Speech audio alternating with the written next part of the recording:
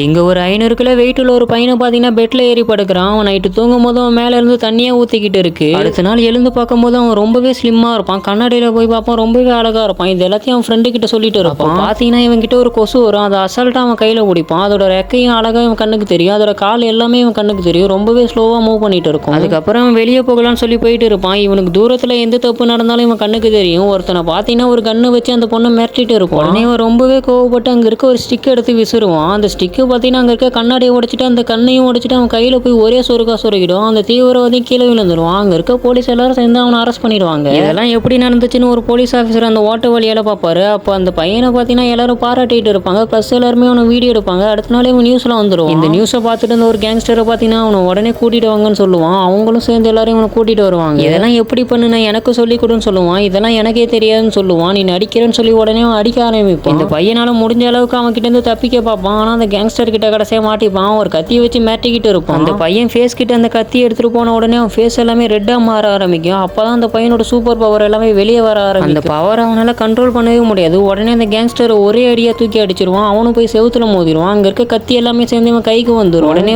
ரொம்பவே கோவப்பட்டு அவன் கிட்ட இருக்க கத்தி எல்லாத்தையும் விசிற ஆரம்பிப்பான். அங்க இருக்கவங்க எல்லாருமே கீழே குனிஞ்சிருவாங்க. அந்த கத்தி எல்லாமே ரொம்பவே ஃபாஸ்டா போயிட்டு இருக்கும். அதுக்கப்புறம் இவன் கண்ட்ரோலுக்கு எடுத்துட்டு வந்துருவான். சில கத்தி மட்டும் அங்க இருக்க சுவிட்ச் பாக்ஸ்ல பட்டு வெடிக்க ஆரம்பிச்சு. அதுக்கப்புறம் மீதி இருக்க கத்தியை வச்சு அந்த இடத்த எல்லாத்தையும் நாஸ்தி பண்ணலாம்னு சொல்லிட்டு இவன் எல்லாத்தையும் நாஸ்தி பண்ணிட்டு இருப்பான். அங்க இருக்க இடம் எல்லாமே ரொம்பவே வெடிச்சு எல்லாமே கீழே விழ ஆரம்பிச்சிடும். கடைசியில பார்த்தா இவனே மயங்கி கீழே விழுந்துருவான். அங்க இருக்கவங்க எல்லாரும் எழுந்து பார்ப்பாங்க. கடைசியில அந்த கேங்ஸ்டரை இறந்து போயிடுவான் அதே இடத்துல.